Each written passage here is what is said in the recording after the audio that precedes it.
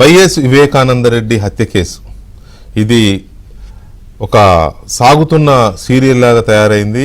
దీని చుట్టూ రోజు రోజుకి ఇది ఒక సాలెగూడులాగా తయారవుతోంది. ఈ హత్య కేసుని నిజానికి సిబిఐ అంతకుముందు సిబిఐ రాకముందు అప్పటి ప్రభుత్వం వేసిన సిట్ సేకరించిన సమాచారం కానీ సిబిఐ సేకరించిన సమాచారం కానీ చేసిన దర్యాప్తు కానీ ఇవన్నిటిని చూస్తే ఈ పాటికి ఈ కేసు క్రిస్టల్ క్లియర్గా ఎప్పుడో తేలిపోవాలి. ఎవరు నిందితులు, హత్య చేసింది ఎవరు, చేయించింది ఎవరు, అన్ని ఆధారాలు సిబిఐ దగ్గర ఉన్నాయి. వందల మంది సాక్ష్యాలు ఇచ్చారు, చాలా రకాల సమాచారం క్రోడీకరించింది. అదంతా చూస్తే ఈ పాటికి ఎప్పుడో ఈ కేసు తేలిపోవాలి. కానీ తేలకపోగా సాక్షులు ఒక్కొక్కరు చనిపోతున్నారు. ఇప్పటికే 5 సాక్షులు చనిపోయారు. కీలకమైన వివేకానందరెడ్డి గారి ఇంటి వాచ్మెన్ రంగయ్య కూడా మొన్న చనిపోయాడు. అతను కూడా విషం పెట్టి చంపారనేది ఏదో వచ్చింది పోస్ట్ మార్టం రిపోర్ట్లో, పాయిజనల్ డెత్ అని. సో ఈ పరిస్థితుల్లో ఒక్కొక్కరుగా సాక్షులు చనిపోతూ ఉంటే ఉన్న సాక్షుల్లో కీలకమైన వ్యక్తుల్లో కూడా ప్రాణభయం మొదలైంది. ఎందుకంటే వాళ్ళు హత్య చేసి ఉండొచ్చు, కానీ అంత బలవంతులు కాదు, వాళ్ళు డబ్బులు కాచిపడి చేసిన వాళ్ళు. కాబట్టి వాళ్ళని కూడా అంతం చేసేస్తే, వాళ్ళని కూడా లేకుండా చేసేస్తే ఇక సాక్ష్యమే ఉండదు, దీని మీద చెప్పేవాడు ఉండడు. కాబట్టి మనం సేఫ్ అయిపోవచ్చు అనేది సూత్రధారులు ఎవరైతే చేయించారో వాళ్ళ ఇదిగా కనబడుతోంది. మనం పరిటాల రవి హత్య కేసుని ఇక్కడ ప్రత్యేకంగా చెప్పుకోవచ్చు. అక్కడ అంతే జరిగింది. హత్య చేసిన వాళ్ళందరినీ ఒక్కొక్కరిని లేపేశారు, చేయించిన వాళ్ళు సేవ్ అయిపోయారు. ఇంకంతే, చెప్పేవాళ్ళు లేనప్పుడు ఏ కేసు అయినా ఏమవుతుంది. ఇప్పుడు అదే క్రమంలో మనం చూస్తే వివేకానందరెడ్డి హత్య కేసులో దస్తగిరి ముందు అప్రూవర్గా మారాడు. అప్పటి నుంచి దస్తగిరికి థ్రెట్ ఉండింది. అతను ముందు కొనాలని చూశారు, బెదిరించారు, జైల్లో బెదిరించారు, తర్వాత బయటకు వచ్చిన తర్వాత చంపాలని చూశారు. రీసెంట్గా కూడా అతని ఇంటి మీద అతని భార్యను కొంతమంది మహిళలు వెళ్ళి బెదిరించడం, ఇటువంటివన్నీ చూసాం మనం. ఇప్పుడు కొత్తగా ఇంకొక పాత్ర తెర మీదకి వచ్చింది సునీల్ యాదవ్. ఇతను కూడా కీలకమైన హత్య చేసిన బృందంలో సునీల్ యాదవ్ కూడా A2గా ఉన్నాడు దీంట్లో, ఈ కేసులో. సో ఈ పరిస్థితుల్లో సునీల్ యాదవ్ కూడా రీసెంట్గానే బెయిల్ వచ్చింది. ఆ మధ్య బెయిల్ వచ్చి బయట ఉన్నాడు. అతను ఇప్పుడు మరి తను కూడా ఒకవేళ అప్రూవర్గా మారాలనుకుంటున్నాడా ఏంటి తెలియదు, కానీ మొత్తం మీద అయితే కొన్ని విషయాలు బయట పెడుతున్నాడు. ఏమని, నన్ను కొంతమంది జైల్లో ఉండగానే బెదిరించారు, ఈ కేసులో నిందితులుగా ఉన్నవాళ్ళు కొంతమంది జైల్లో ఉండగానే బెదిరించారు, నాకు ప్రాణహాని ఉంది, పైగా ఈ మధ్య సినిమా తీశారు, హత్య అనే ఒక సినిమా తీశారు, ఆ హత్య అనే సినిమా అంతా బోగస్ సినిమా, ఇదంతా అసలు విషయాన్ని పక్కన పెట్టి కేవలం 4 మాత్రమే అందులో నిందితులుగా చూపించారు. మా 4 అంటే హత్య చేసిన 4 నిందితులు, వీళ్లే చేశారు అన్నట్టుగా చూపించారు, కానీ అసలు సూత్రధారులను ఎక్కడా కూడా ఆ సినిమాలో చూపించలేదు. పైగా నన్ను, నా తల్లిని అసభ్యంగా చూపించే ప్రయత్నం చేశారు ఆ సినిమాలో అనేది సునీల్ యాదవ్ చేసిన కీలకమైన ఆరోపణలు. పైగా ఈ హత్య సినిమా తీయించింది కూడా వైసీపీ నేతలే, గత ప్రభుత్వంలోని పెద్దలే తీయించారని కూడా ఇంకొక కీలకమైన ఆరోపణ చేశాడు. వీటితో పాటు తనను బెదిరించిన జైల్లో ఉన్న నిందితులే కాకుండా వైసీపీ పెద్దలు కూడా కొంతమంది తనను బెదిరిస్తున్నారని కూడా చెప్పాడు. ఎవరికి? ఎస్పీకి, జిల్లా ఎస్పీ గారి దగ్గరికి వెళ్ళి ఈ మాట కూడా చెప్తూ, నాకు ప్రాణహాని ఉంది, నాకు రక్షణ కావాలి, భద్రత కల్పించాలని ఎస్పీ గారిని సునీల్ యాదవ్ కోరాడు. అంటే ఓవరాల్గా మనం చూసినప్పుడు మెల్లమెల్లగా ఈ కేసుని సాక్ష్యాలు లేకుండా బలహీనపరిచే ప్రయత్నం జరుగుతోందని క్లియర్గా అర్థమవుతోంది. ఇప్పటికే కొంతమంది చనిపోయారు, కీలక సాక్షులు. ఇప్పుడు దస్తగిరి, సునీల్ యాదవ్కి థ్రెట్ ఉంది, క్లియర్గా అది కనబడుతోంది. ఇక వీళ్ళని కూడా ఏమైనా చేసేస్తే ఇక మిగిలిన సూత్రధారులు వాళ్ళు ఎవరు చెప్పేవాళ్ళు లేనప్పుడు వాళ్ళు ఎవరు అడుగుతారు అనేది వాళ్ళకు ప్లాన్గా కనబడుతోంది. ఈ విషయంలో సునీల్ యాదవ్ ఇవాళ ఎస్పీని కలిసి కంప్లైంట్ చేసిన తర్వాత, తన గోడు వెలబోసుకున్న తర్వాత ఇప్పుడు మనతో లైవ్లో ఉన్నాడు సునీల్ యాదవ్తో మాట్లాడదాం. వివేకానందరెడ్డి హత్య కేసులో ప్రధాన నిందితుల్లో ఒకటిగా ఉన్న సునీల్ యాదవ్ లైవ్లో ఉన్నారు. Sunil Yadav, good evening. Yeah Sunil, ఏంటి మీకు ఎందుకు ఎస్పీని కలిసి ఇవాళ మీరు ఒక రిక్వెస్టో కంప్లైంటో ఎందుకు చేయాల్సి వచ్చింది? ఏంటి ప్రాబ్లం ఏంటి? సార్ నేను 2 అంశాలపైన కలవడం జరిగింది సార్ ఎస్పీ గారిని సార్ ఈరోజు. ఓకే. ఒకటి హత్య అనే సినిమా పైన కఠిన చర్యలు తీసుకోవాలని, రెండోది ఆపేయాలని, ఇంకొకటి గన్మెన్ల కోసం సార్, సెక్యూరిటీ కోసం అడగడానికి పోయాను సార్, ప్రాణాలు ఉన్నందున రక్షణ. ఓకే, ఏంటి సినిమా మీద మీకున్న అభ్యంతరాలు ఏంటి? కొంతమంది వైసీపీ వాళ్ళు కానీ వైసీపీ సపోర్టర్స్ కానీ ఆ సినిమా అద్భుతంగా తీశారు, చాలా నిజంగా తీశారు, కరెక్ట్గా తీశారని పోస్టింగ్లు పెడుతున్నారు. మీకున్న అభ్యంతరం ఏంటి? సినిమా తీర్చిన పెట్టుకుంటే ఏం లాభం లేదు సార్, బయట నుండి రావాలి కదా సార్. ఓకే, ఎవరు తీయించారు సినిమా? ఇప్పుడు ఎవరైతే వాట్సాప్ లో కానీ ఫేస్బుక్ సోషల్ మీడియా పరంగా ఎవరైతే పోతున్నారో మేము నీతివంతులం, మేము అది ఇది అని చెప్పుకుంటున్నారో వాళ్ళ గురించే సార్ నేను చెప్పేది. అదే కొంతమంది విదేశాల్లో ఉన్న వాళ్ళు కూడా పెడుతున్నారు సినిమా చాలా రియలిస్టిక్ గా ఉందని. సార్ పెట్టడం వెళ్తే ఇప్పుడు ప్రతి ఒక్కటి పెట్టాలి సార్. 8 మంది ఇప్పుడు ఎంతమంది ఛార్జ్షీట్లు ఉన్నా, ఎఫ్ఐఆర్లు ఉన్నా వాళ్ళందరినీ నోట్ చేయాలి, కానీ మాకు సామాన్యమైన మా మీద పడడం ఎంతవరకు కరెక్ట్ అంటారు సార్? అంటే ఏంటి మీరు అనేది? అందులో నలుగురు ఎవరైతే హంతకులుగా పడిందో వాళ్ళనే దాంట్లో హైలైట్ చేశారు తప్ప సూత్రధారులను హైలైట్ చేయలేదనేది మీ ఆరోపణ? ఆ విధంగా కాదు సార్, నేను ఆ విధంగా అనుకోండి. ఇంకో విధంగా ఏంటంటే సార్, నా వర్షన్ చెప్తున్నా సార్. సార్ ఇప్పుడు ఈ కేసు అన్నది న్యాయస్థాన పరిధిలో ఉంది సార్. అవును, దీని లిమిట్స్ అనేది మేమైనా కానీ ఎవరైనా కానీ క్రాస్ చేయకూడదు. కరెక్ట్. ఇప్పుడు బయటకు వచ్చిన మేమేదో కోర్టు భిక్షతో బయటకు వచ్చి సభ్య సమాజంలో తిరుగుతుంటే వీళ్ళు ఆ స్వేచ్ఛానికి అడ్డంకి కలుగుతున్నారు. ఇట్లా సినిమాలు తీసి అనవసరంగా తీస్తే అందరి విధంగా చూపించాలి కదా సార్. ఆ చార్జ్షీట్ ప్రకారమే సినిమా తీసే హక్కు ప్రతి ఒక్కరికి ఉంటుంది, మరి అందరిది తీయాలి, ప్రకారం తీయాలి. కరెక్ట్, అవును కదా సార్. అది నిజమా అబద్ధం అనేది కోర్టు న్యాయస్థానం తెలుస్తుంది. విచారణ మొదలైనకే ఇట్లా సినిమాలు వదిలి ఇట్లా మా ఇంట్లో ఉన్న నా తల్లి పైన ఇట్లాంటి ఆరోపణలు ఎంతవరకు కరెక్ట్ అంటారు సార్? అవును, మిమ్మల్ని మీ మదర్ ని ఏదో కొంచెం కించపరిచే విధంగా చేశారన్నారు. నిజానికి నేను సినిమా చూడలేదు, చూడదలుచుకోలేదు కూడా, కానీ ఆ కించపరిచే విధంగా తీశారు అనేది మీ ఆరోపణ, అంతేనా? అవును సార్, అవును సార్. ఓకే, తర్వాత బయట జరుగుతున్న ప్రచారం అంటే ఛార్జ్ షీట్ లో క్లియర్ గా ఉంది సూత్రధారులు కొంతమంది ఉన్నారు అనేది చాలా క్లియర్ గానే ఉంది. ఆ మేరకే భాస్కర్ రెడ్డి, అవినాష్ రెడ్డి వీళ్ళందరూ, అవినాష్ రెడ్డి జైలుకి వెళ్ళకపోయినా అరెస్ట్ అదంతా జరిగింది, భాస్కర్ రెడ్డి వీళ్ళంతా జైలుకి వెళ్ళారు కదా. వీళ్ళ పాత్రలు లేవా సినిమాలో? ఎవరు లేవు సార్. ఓకే, ఓన్లీ ఎంతవరకు కరెక్ట్ కాదో నాకు తెలియదు సార్. నేను అన్నిటికీ తెగించుకున్నా వచ్చి. నేను చెప్పదలుచుకుంది ఏంటంటే, ఇప్పుడు తీస్తే 8 మంది అనేది ఛార్జ్ షీట్ లో ఉన్నప్పుడు 8 మంది తీయాలా సార్ ఎవరైనా కానీ సినిమా తీసిన వాళ్ళు? అది మానేసింది కాక సరే మా నలుగురు పెట్టారు, ఇళ్లలో ఆ లేడీస్ పరంగా ఎందుకు పోతున్నారు అనేది అర్థం కావట్లేదు సార్.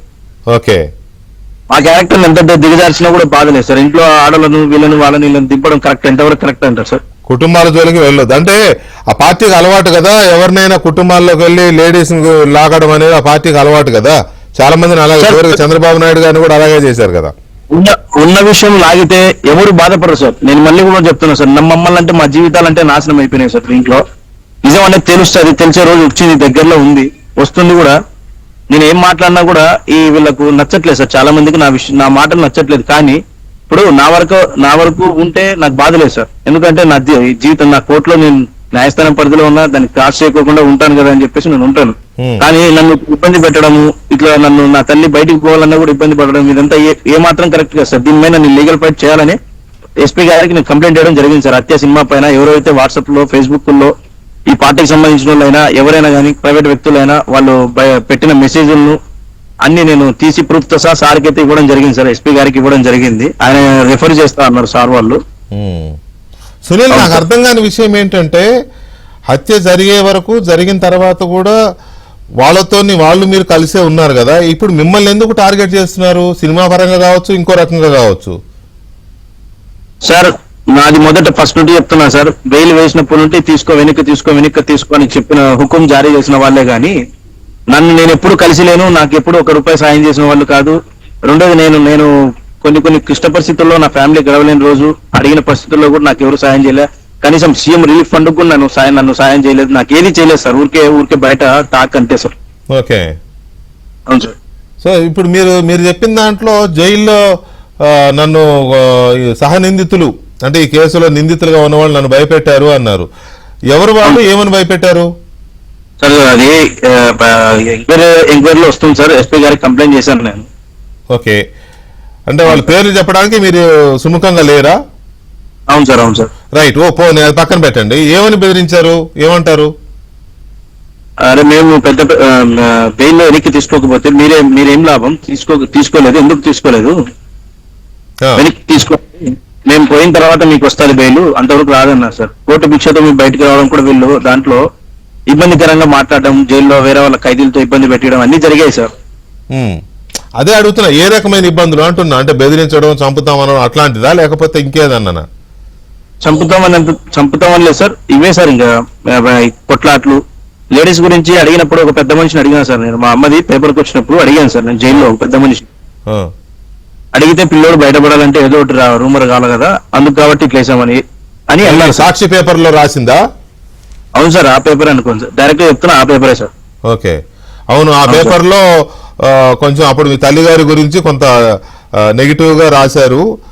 అది నిన్ను బయటపడేయాలంటే అది అటువంటి రాయాల్సి వచ్చిందని ఆ పెద్ద మనిషి చెప్పాడా? అవును సార్, దర్యాప్తు సంస్థలే లేవు అని కొట్టి పారేసిన తర్వాత ఇలాంటివి సార్, ఇప్పుడు అనవసరంగా ఈ ఆడోళ్ళని దూర్చడం ఎంతవరకు చాలా వరకు తప్పు సార్, రాంగ్. ఉమ్. ఉంటే రాయండి సార్, లేకుంటే ఉంటే రాయండి, లేదని చెప్పి దర్యాప్తు సంస్థ చెప్పినప్పుడు ఇవన్నీ ఎందుకు సార్? నోనో, ఉన్నా కూడా రాయకూడదు సునీల్, ఎందుకంటే అది వ్యక్తిగత జీవితం. ఆవిడ మీ తల్లి అయినా ఇంకో మహిళ అయినా ఇంకో మహిళ అయినా వాళ్ళ వ్యక్తిగత జీవితం గురించి రాయకూడదు. ఇప్పుడు మీరంటే హత్యలో పార్టిసిపెంట్స్ గా ఉన్నారు, నిందితులుగా ఉన్నారు కాబట్టి మీ గురించి ఎంతైనా రాయొచ్చు, అది వేరే విషయం. కానీ మీ ఇంట్లో వాళ్ళ వ్యక్తిగత జీవితాలు నిజంగా అవి ఉన్నా లేకపోయినా టచ్ చేయడానికి వీల్లేదు. మీరు అసలు ఆ విషయంలో కూడా వాళ్ళ మీద కేసు వేయొచ్చు. కోర్టు అనేది తెలుస్తా సార్ త్వరలో, విచారణ ఉన్నారు లేరు, ఎవరో ఉన్నారు, ఎక్కడెక్కడ ఉన్నారు అన్ని కోర్టు తెలుస్తా సార్ త్వరలో. ఇప్పుడు మీరు జైల్లో నిందితులే కాదు, వైసీపీ పెద్దలు కూడా కొంతమంది భయపెడుతున్నారు అని కూడా అన్నారు కదా, అంటే పార్టీ పెద్దలు భయపెడుతున్నారా? కాదు సార్, ఈ వాట్సాప్ గ్రూప్ లో ఇట్లాంటి పెట్టాకని చెప్పి మెసేజ్ పంపించినా కూడా ఏమైతే అనే టైప్ లో మాట్లాడారంట సార్ వేరే వాళ్ళతో. అంటే ఏంటి బేసిక్ గా అసలు మిమ్మల్ని బెయిల్ తీసుకోవద్దు, బయటకు వెళ్ళొద్దు, జైల్లోనే ఉండమనా వాళ్ళ ఉద్దేశం? వాళ్ళ ఆలోచన ఏ విధంగా ఉందో నాకు తెలియదు సార్. వీళ్ళు ఒక టైప్ చెప్తారు, మేము పోయిన తర్వాత రాండి, ఆ టైప్ లో మాట్లాడిన వాళ్ళే గానీ ఇట్లా ఇది చేసేవాళ్ళు సార్. ఓహో, అంటే ఇప్పటి వరకు కొంతమంది సాక్షులు చనిపోయారు కదా, 5 సాక్షులు చనిపోయారు కదా, శ్రీనివాస్ రెడ్డి అని, తర్వాత మొన్న రీసెంట్ గా జరిగిన అభిషేక్ రెడ్డి, ఆ తర్వాత గంగిరెడ్డి, డాక్టర్ గంగిరెడ్డి, ఇప్పుడు మొన్న ఆయన రంగయ్య, ఇట్లా వీళ్ళందరూ చనిపోతున్నారు కదా, మీకేమనిపిస్తుంది సాక్షులు చనిపోతున్న పరిస్థితి మీద? సార్ ఈ చనిపోవడం చూసే నేను కొంచెం భయపడి నా ఫ్యామిలీ మీద ఆప్షన్ ఇంకోటి అభిమానంతోనే నేను పోయి ఇట్లా కలవడం జరిగింది సార్. ఇట్లా అనుమానాలు అని చెప్పేసి అనుమానాలు వ్యక్తం అవుతుంటేనే నేను పోయి కలిసాను సార్. ఓకే, ఏమన్నారు ఎస్పీ గారు, ఏమన్నారు మరి? రెఫర్ చేస్తాను, చూస్తా సునీల్, మా టీంతో చేపిస్తానని చెప్పి అన్నారు సార్. సెక్యూరిటీ విషయంలో? అవును సార్, ఏ విషయం ఏమొచ్చినా కూడా నువ్వు డిపార్ట్మెంట్ కు టచ్ లో ఉండు, నీకు ఏం డౌట్ వచ్చినా మాకు స్టేషన్ రెఫర్ చేయండి అని సార్ అన్నారు సార్. ఇప్పుడు దస్తగిరి లాగా మీరు అప్రూవర్ గా మారే ఆలోచన ఏమన్నా ఉందా మీకు? సార్ అప్రూవర్ అంటే తెలిసినవో తెలియనివో కాదు సార్, నాకు తెలిసిన విషయాలు చెప్పడం దాన్ని అప్రూవర్ అంటారేమో నాకు తెలియదు సార్, నా విషయం చెప్తున్నా మీకు. అంతే కదా, తెలిసిన విషయము చేసిన తప్పుని ఒప్పుకోవడమే అప్రూవల్ అవ్వడం అంటే. ఇప్పుడు మీరు చెప్తున్నది అదే, దాన్ని అఫీషియల్ గా అవ్వడమని అప్రూవర్ అంటారు. ఇప్పుడు మీరు చెప్పినట్టే దస్తగిరి కూడా చెప్పినాడు, కాకపోతే దస్తగిరి జడ్జి ముందుకెళ్ళి స్టేట్మెంట్ ఇచ్చాడు, ఇగో ఇది జరిగింది, నేను ఇలా చేశాను అని చెప్పాడు, దాన్ని అఫీషియల్ గా అప్రూవర్ అంటారు. మీరు ఇంకా ఆ పని చేయలేదు, మీరు జడ్జి ముందుకు వెళ్ళి స్టేట్మెంట్ ఇవ్వలేదు, ఓపెన్ గా చెప్తున్నారు కాబట్టి. అంటే అట్లాంటి అవకాశం ఆలోచన ఏమైనా చేస్తున్నారా అంటున్నా సార్. నేను మీకు తొందరగా అదే సార్ నేను చెప్పేది, ఇప్పుడు జరుగుతున్న విషయం అంటే నాకు కలిగిన అనుమానాలు అయితేనేమి, జైల్లో నేను ఎదుర్కొన్న పరిణామాలు అయితేనేమి అన్ని దృష్టిలో ఉంచుకొని చెప్పడాన్ని అప్రూవర్ అంటారేమో నాకు తెలియదు సార్ అని చెప్పి మీకు చెప్తున్నా సార్ నేను. ఓకే సునీల్, ఇక్కడ ఫైనల్ గా ఒక మాట, ఈ విషయం నాకు తెలియదు సార్. ఓకే, ఒక మాట ఏంటంటే ఈ హత్య చేసినందుకు గాని, హంతకుల్లో ఒకటిగా ఉండి ఇంత దారుణమైన హత్య చేసినందుకు గాని మీరు ఇప్పుడు పశ్చాత్తాపం పడుతున్నారా? సార్ నేను ఏమంటున్నాను సార్, మీకు ఫస్ట్ నుండి మొదటి నుండి ఇప్పుడు స్టార్ట్ అయినప్పుడు నుండి న్యాయస్థానం పరిధిలో ఉంది సార్ ఇది. అవును, చేశారు మీరు. నేను అననల్లా, మీరు నిందితులుగా ఉన్నారు కాబట్టి అంటున్నా, అంతే. ఛార్జ్ షీట్ ప్రకారం మేము ప్రస్తుతానికి కూడా అనుమానితున్నే సార్. నేనైతే నా వరకు చెప్తున్నా, మిగతా వాళ్ళతో నాకు పర్లేదు, నేను అనుమానితున్నే సార్. ఓకే, అది నేను నిందితున్నా కాదనేది న్యాయస్థానం తెలుస్తుంది సార్ త్వరలో. ఓకే, అవును సార్. సో ఫైనల్ గా మీరు ప్రభుత్వానికి, ఇప్పుడున్న ప్రభుత్వానికి, అప్పుడున్న ప్రభుత్వం, మీరు ఆ ప్రభుత్వం మీద కూడా ఈ కొన్ని ఆరోపణలు చేశారు. ఈ సినిమా నిర్మాణంలో గత ప్రభుత్వ పెద్దలు కొంతమంది ఉన్నారని ఏదో అన్నారు. సరే, అది తీసేయండి. ప్రస్తుత ప్రభుత్వానికి కానీ పోలీసులకు కానీ మీరు నా షో ద్వారా మీరు చేసే విజ్ఞప్తి కానీ లేకపోతే ఇంకోటి కానీ ఏంటి? సార్, కేసు అనేది త్వరలో విచారణ అయితే మొదలవుతుంది సార్. నాకు తెలిసి నేను ఏమంటున్నానంటే సార్, ఈ కొంతమంది వ్యక్తులు కావాల్సిగా నా మీద వేయడానికి దుమ్మెత్తిపోవడానికి రెడీగా ఉన్నారు సార్. కొంతమంది వ్యక్తులు, నాకు తెలిసిన సమాచారం మేరకు మా లాయర్ గారికి కూడా ఫస్ట్ లో బెయిల్ గురించి కూడా ఇబ్బంది పెట్టిన రోజులు ఉన్నాయి సార్. అయితే ఆయన తల ఒగ్గలేదు. ఆయన టిఎల్ నయన్ కుమార్ రెడ్డి సారు తెలంగాణ అతను. అంటే ఏంటి, మీ లాయర్ని కూడా బెయిల్ రాకుండా మేనేజ్ చేయడానికి ట్రై చేశారా? చేశారు సార్, ట్రై చేశారు సార్. మేము లోపల ఉన్నంత కాలం ఇదే కొంతమంది వాళ్ళు నోరిప్పలేదు అన్నారు. నోరిప్పడమే వాళ్ళకి కరెక్ట్ కాదంటే మేము ఎప్పుడు సార్ మేము రైట్ అని తెలిపించుకునేది ఎప్పుడు వస్తారు సార్? ఆ రోజు. అంతే కదా, కరెక్టే. అది అది తప్పైనా నిజమైనా అబద్ధమైనా ఏదైనా కానీ బయటికి రావాలి కదా సార్. ఓకే, దాన్ని మాట్లాడడం కరెక్ట్ కాదు. పెద్ద వాళ్ళు తట్టుకోలేకపోయారు మా ముందర. ఆ రోజులు పోయాయి సార్. ఎవరైనా కానీ మనిషి ప్రాణం ఎప్పుడైనా ఎప్పుడైనా పోయేది అనేది నేను ఫిక్స్ అయ్యి ఉన్నాను సార్. ప్రాణం పోయేది ఎప్పుడైనా ఎవరికైనా పోద్దనేది ఫిక్స్ అయ్యారా? పోతుంది నా వరకు సార్. నేను నా వరకు చెప్తున్నా సార్. వీళ్ళు ఏదానికైనా కానీ వాళ్ళు ఎవరు అనేది అర్థం చెప్పలేని పరిస్థితిలో ఈరోజైతే చెప్పారు సార్, గట్టి హామీ ఇచ్చారు సార్, నీకు ఏమీ జరగదు అని చెప్పి సార్ అన్నారు సార్. సరే, ఇప్పుడు ఫైనల్ ఒక మాట అడుగుతాను. మీరు చదువుకున్నారు బాగా లౌక్యంగా మాట్లాడుతున్నారు, చాలా మిగతా వాళ్ళ కాకుండా చాలా ఆచితూచి మాట్లాడుతున్నారు సార్. ఆచితూచి అంటే నాకు తప్పలేదు. నేను సునీల్, నేనేం తప్పు పెట్టడం లేదు. మీరు మాట్లాడేదాన్ని నేను అడిగిన దానికి స్ట్రైట్ గా చెప్పు, నేను అట్లా ఏం అనడంలా. మీరు కోర్టు కేసులో ఉంది కాబట్టి అదొకటి దృష్టిలో పెట్టుకుని మాట్లాడుతున్నారు. కొన్ని విషయాలు ఇక్కడ కమిట్ అవ్వకూడదనే ఉద్దేశంతో మీరు కొన్ని చెప్పడం లేదు. I can understand. ఒకటి, మీ తల్లిగారి విషయంలో జరిగిన సాక్షి, వైసీపీ పత్రిక సాక్షి చేసిన దుష్ప్రచారాన్ని మీరు తప్పుపడుతున్నారు. అది మీకు ఆ రైట్ ఉంది, రైట్, అది కూడా ఓకే. కానీ నేనేమంటానంటే కాలం చేశారు సార్, అదే ఓర్చుకున్నాం సార్. సార్ 4 గోడలు కదా సార్. అవును, బయటకు వచ్చినా కూడా మమ్మల్ని ఇంకా ఎందుకు ఇబ్బంది పెట్టడం, మానసికంగా ఎందుకు ఇబ్బంది పెట్టడం, మా మనోభావాలు ఎందుకు దెబ్బతీస్తున్నారు అనేది అర్థం కావట్లేదు సార్. మనోభావాలంటే ఇంకా వాళ్ళకి లొంగి ఉండాలి, వాళ్ళు చెప్పినట్టు వినాలి. అందుకని ఇట్లా టార్గెట్ చేయడం ఏమో. నా చేత కాదు సార్, లొంగి ఉండడం నా చేత కాదు. ఆ రోజులు పోయాయి సార్.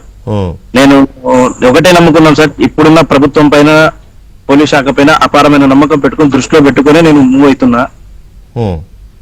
అవును సార్, ఏమి జరగదు. నెక్స్ట్ 5 ఏళ్ళు ఏమో నాకు తెలియదు, కానీ ఇప్పుడు ఈ 5 ఏళ్ళలో అయితే ఏమి జరగదు, ఏమి చేయలేరనే కాన్ఫిడెన్స్ తోనే ఉన్నా సార్. అంటే నాకు అర్థం కావట్లేదు సునీల్, న్యాయ వ్యవస్థ మీద నమ్మకం ఉంది అంటున్నారు, ప్రభుత్వం మీద ఉంది నమ్మకం అంటున్నారు, పోలీసు వ్యవస్థ మీద నమ్మకం ఉంది అంటున్నారు. మమ్మల్ని ఎందుకు వేధిస్తుంది ఇట్లా ఈ పత్రిక రూపంలోనో ఈ పిచ్చి వార్తల రూపంలోనో అని మీరు బాధపడుతున్నారు. Okay, I can understand. కానీ అంత దారుణమైన హత్య కుట్రలో భాగస్వాములైన మీరు ఇవాళ ఇంత బాధపడితే దాన్ని ఎట్లా సింక్ అవుతుంది? దాన్ని ఎట్లా మేనేజ్ చేసుకోవచ్చు మాటలతో? నేను మాటలతో మేనేజ్ చేయడం కదా సార్, నాకు జరిగిన విషయాన్ని మీకు తెలియజేస్తున్నా సార్. ఓకే, నా జరిగిన సంఘటనలు అయితేనే, కొన్ని అనుమానాలు అయితేనే మీకు తెలియజేస్తున్నా సార్. అంతేగాని బాధపడ్డామంటే ఇట్లా చెప్తున్నా కదా సార్. ఇప్పుడు ఇంట్లో వాళ్ళని ఎవరైనా కానీ మాట్లాడితే ఎవరికైనా బాధే కదా సార్. ఆ విషయంలో నేను ఒప్పుకుంటాను సునీల్, ఆ విషయంలో ఐ అప్రిషియేట్. ఆ విషయంలో బాధాకరమే. మీ తల్లిని, మీ కుటుంబం ఎవరైనా సరే, తల్లి అయినా చెల్లి అయినా ఎవరినైనా అలా బయటకు లాకూడదు. మీ వరకు మిమ్మల్ని ఎంతైనా మాట్లాడమనండి, అది వేరే విషయం. లాస్ట్ దాంట్లో నన్ను ఇబ్బంది పెట్టినప్పుడు కూడా నేను ఎవరికి ఏం చెప్పలేదు సార్. ఎందుకంటే సరే, నా టైం బాగాలేదు, నా పరిస్థితి బాగాలేదు, నేను చేసుకున్న కొన్ని స్నేహాల వల్ల ఇంకో దాని వల్ల ఈ దరిద్రం వెంటబడింది నాకు. సరే, బయట తెలుస్తుంది, త్వరలో తెలుస్తుంది, అప్పుడు ఎవరు ఏందనేది తెలుస్తుంది అని చెప్పి నేను వెయిట్ చేస్తుంటే వీళ్ళు రోజు సార్ ఇదే పనే పెట్టుకున్నారు సోషల్ మీడియాలో. ఈ సినిమా చూడండి, హత్య అనే సినిమా చూడండి, దీంట్లో అలా ఉన్నాయి, ఇలా ఉన్నాయి, ఇది చెప్పింది ఇంత సత్యాలు. అది చెప్పిన సత్యాలు అయితే మరి వివేకం సినిమా సత్యమేనా సార్? మీరు ఒప్పుకున్నట్టేనా సార్? అంతే, ఇది సత్యం అయితే అది ఇంకా సత్యం అయి ఉండాలి. సత్యమైన కదా, మనం లోపల ఉన్నప్పుడు తీసిందే కదా సినిమా అది. మరి అది కూడా సత్యమైతే సత్యమైతే మరి ఇప్పుడు ఈ రెండిట్లో ఏది నిజానికి దగ్గరగా ఉంది మీరు చెప్పండి సార్ నేను నా వాళ్ళకి పెట్టలేదనో ఇంకోటి పెట్టలేదని బాధపడడం లేదు సార్. ఇప్పుడు అనవసరంగా ఇప్పుడు డబ్బులు ఉన్నాయనో హోదా ఉందనో ఇంకోటి ఉందని చెప్పి ఇట్లా దాన్ని ఎలా రాసుకోవాలో మీ సొంత డబ్బా మీరు కొట్టుకుంటే ఎవరైనా సరే సార్, తీసిన వాళ్ళకి నేను అంటున్నా, ఒక్కరు అని చెప్పట్లేదు నేను. అదేలే, ఈ సినిమా తీసిన వాళ్ళ గురించే చెప్తున్నా. ఆమెకు సంబంధం లేదు, కానీ దీంట్లో దూరి సినిమా రూపంలో తీసింది ఆమె అని చెప్పి మళ్ళా మ్యాటర్లో ఒకటి నాశనం అయిన రోజులన్నీ నాశనం అయిపోయినాం సార్. ఇప్పుడు అయ్యే పరిస్థితుల్లో లేము, దాఖలాలు లేవు మాకు. మేము ఒకటే అందరినీ నమ్ముకోలే. మీకు ఇందాక ముందర చెప్పినప్పుడు పోలీసు వారిని, రెండోది న్యాయస్థానాన్ని నమ్ముకున్నాం, అంతేగాని ఇలా ఏ రాజకీయ నాయకులు ఇంకో రాజకీయ నాయకులు అయితే మేమైతే నమ్ముకోలేదు. సో మీరు చాలా ఓపెన్ గా మీ మనసులో ఉన్న మాట చెప్పారు. అయితే నా సైడ్ నుంచి ఒక ప్రశ్న, నిజానికి ఇది జనంలో ఉన్న ప్రశ్నే, దస్తగిరి అప్పుడు ఇదే ప్రశ్న వచ్చింది, మీ విషయంలో కూడా ఇదే చర్చ వస్తుంది. హంతకులైన వీళ్ళకి సెక్యూరిటీ ఎందుకు ఇవ్వాలి, వీళ్ళు భద్రత కోరడం ఏంటి అనే ప్రశ్నకు మీరు ఇచ్చే సమాధానం ఏంటి? సార్ నేను భద్రత అంటే నాకు సపరేట్ గా పెట్టండి, నేను వాళ్ళకు కూడా అన్నం పెట్టలేని పరిస్థితిలో ఉన్నా సార్. అంటే స్థితిలో అంటే నేను నాకే తక్కువ సార్. కానీ వాళ్ళ దృష్టిలో పెట్టాను సార్, నేను ఎస్పీ గారి దృష్టిలో పెట్టాను సార్. అది గవర్నమెంట్ నిర్ణయం, పోలీస్ శాఖ నిర్ణయం సార్. వాళ్ళు ఉందంటే వాళ్ళకు ఉంటాయి కదా సార్ టీమ్స్ అన్ని సార్, వాళ్ళు ఎంక్వైరీ చేస్తారు, ఉంటే ఇస్తారు, లేకుంటే లేదు. నాకేమో ఆశ పెట్టుకుని అందరి మాదిరి పెట్టుకొని గన్మెన్లో పెట్టుకొని తిరగాలనే ఉద్దేశంతో నేను లేను సార్. ఓకే, కానీ నుంచి మీరు ఇంటర్వ్యూ స్టార్ట్ అయిన దగ్గర నుంచి మీరు ఒక మాట అంటున్నారు, చాలా పేదరికంలో ఉన్నాను, ఇల్లు గడవని పరిస్థితి ఉంది, పూట గడవట్లేదు, ఇంట్లో పరిస్థితి అంటే కొంత ఫైనాన్షియల్ స్ట్రగుల్ అవుతున్నట్టుగా చెప్తున్నారు కదా. ఇంటర్వ్యూ స్టార్ట్ అయిన దగ్గర నుంచి మీరు 4-5 సార్లు ఆ విషయం చెప్పారు, అది బాధాకరమే. అయితే ఈ ఘటన హత్య జరిగినప్పుడు ₹1 కోటి నాగిచ్చారని దస్తగిరి కమిట్ చేశాడు, తర్వాత ఇంకా చాలా మంది చెప్పారు, అప్పుడు మీకేం ఇవ్వలేదా? సార్ నేను ఏమంటున్నా సార్, న్యాయస్థానం పరిధిలో ఉంది, ప్రతి ఒక్క అంశము న్యాయస్థానం పరిధిలో ఉంది. నేను ఏం మాట్లాడినా నా ఫ్యూచర్ పోతుంది సార్, కొంచెం మీరు దయ ఉంచండి సార్ నా పైన. అయ్యో, నేను ఇబ్బంది పెట్టట్లేదు మిత్రమా, మీరు అర్థం చేసుకోండి. నేను ఒక్క విషయం కూడా మిమ్మల్ని నెగిటివ్ గా మాట్లాడలేదు ఇప్పటి వరకు. కాకపోతే ఏంటంటే మీరు ఇవాళ ఎస్పీ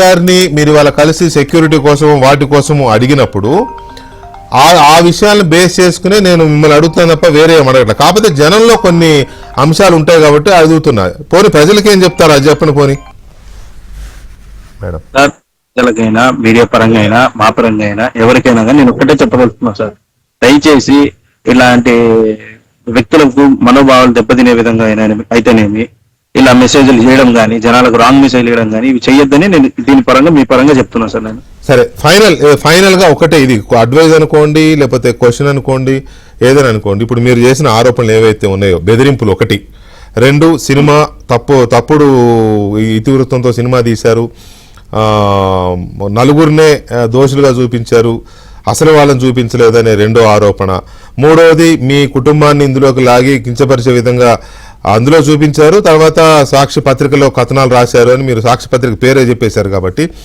ఏవైతే మీరు ఎస్పీ గారికి ఇచ్చారో లేకపోతే ఇంకేమైనా ఆరోపణలు ఉన్నాయో ఇవన్నీ మీరు సిబిఐకి ఎందుకు రిపోర్ట్ చేయకూడదు, ఎందుకు కోర్టు దృష్టికి తీసుకెళ్లకూడదు? సార్ కోర్టులో సార్ గారికి చెప్పాను సార్, లాయర్ గారికి చెప్పాను, కోర్టు పరంగా పోదామని వాళ్ళు నాకు అడ్వైజ్ ఇచ్చారు సార్ వాళ్ళు. ఏమన్నారు? కోర్టు పరంగా, న్యాయస్థానం పరంగా పోదాం మనము అని చెప్పి నాకు అడ్వైజ్ చేయడం జరిగింది సార్. సిబిఐ కూడా ఇవ్వచ్చుగా, మీరు సిబిఐకి స్పెషల్ గా రిపోర్ట్ చేయొచ్చుగా ఇటువంటివి. సార్ ఎవరిని కలవాలో ఎలా కలవాలో నాకు తెలియదు సార్. ఓకే, నన్ను అరెస్ట్ చేసింది సిబిఐ ఢిల్లీ వాళ్ళు సార్ వాళ్ళు మరి నేను ఇవన్నీ చాలా ప్రాబ్లం కేసెస్ లో ఉన్నప్పుడు మళ్ళీ ఇవన్నీ పోయి ఎలా దారి తీస్తాయో తెలియదు సార్. అందుకే లీగల్ గా పోయి లాయర్ ఇప్పుడు ఏముంది Sunil, to the director central bureau of investigation New Delhi అంటే వెళ్ళిపోద్ది, లెటర్ వెళ్ళిపోద్ది, రిజిస్టర్ పోస్ట్ చేసినా వెళ్ళిపోద్ది. మీరు చేయాలంటే అది పెద్ద సమస్య కాదు అసలు. ఓకే సార్, ప్రయత్నిస్తాను సార్. చెన్నైలో జాయింట్ డైరెక్టర్ ఉంటారు, సిబిఐ జాయింట్ డైరెక్టర్ చెన్నైలో ఉంటారు, అక్కడికైనా రాయొచ్చు సార్. మీరు మీరు సమాచారం ఇవ్వాలని మీరు స్థిరంగా గట్టిగా అనుకుంటే పెద్దగా ఒక్కరోజు ఢిల్లీ పోయేసినా పని అయిపోద్ది, అది అసలు విషయమే కాదు సార్. సో అంటే నేను ఐఎమ్ నాట్ దిస్ థింగ్ మిమ్మల్ని ఫోర్స్ చేయడంలా. కానీ ఇన్ని విషయాలు చెప్తున్నప్పుడు కోర్టు ఎలాగో లాయర్ ద్వారా అందులో పిటిషన్ వేపిస్తా అంటున్నారు కదా, సిబిఐకి చెబితే కేసు పురోగతి ఇంకా స్పీడ్గా ఉంటుంది కదా అంటున్నా. సార్ అందరికి అవును sir. Okay sir. Yeah, thank you very much Sunil, చర్చలు నా ఇంటర్వ్యూలో పాల్గొన్నందుకు. సేఫ్గా ఉండండి. సరే, పోలీసులు ఎలాంటి సెక్యూరిటీ ఇస్తారు ఏంటో నాకు తెలియదు, ఇస్తారేమో. మీరు ఉన్నంతలో జాగ్రత్తగా ఉండడానికి ప్రయత్నం చేయండి. ఇంతవరకు నేను చెప్పగలిగింది చెప్తున్నది కూడా. చెప్పారేమన్నా? ఏం లేదు సార్, ఏం లేదు sir. Okay, thank you Sunil, thank you. So ఇది సునీల్ చెప్తున్న అంశాలు. దాంట్లో తను కొన్ని విషయాల్ని కోర్టు పరిధిలో ఉంది కాబట్టి నేను హత్యలో ఉన్నాను అనే విషయం చెప్పను, నేను అనుమానితుడినే, నిందితుడినే కాబట్టి నేను కమిట్ అవ్వకుండా చాలా జాగ్రత్తగా, చదువుకున్నవాడు కాబట్టి లౌక్యంగా మాట్లాడాడు. అయితే దస్తగిరిలాగా ఈయన ఇంకా అప్రూవర్గా మారలేదు కాబట్టి డైరెక్ట్గా కమిట్ అవ్వడం లేదు. కానీ మనం ఆ మాటల్ని డీకోడ్ చేస్తే చాలా క్లియర్గా సినిమాలో హత్య చేసిన మేమే నలుగురమే హత్య చేశామని మమ్మల్నే చూపించారు తప్ప మా వెనక ఎవరుండి చేయించారు, సూత్రధారులు ఎవరు అనేది చూపించలేదు.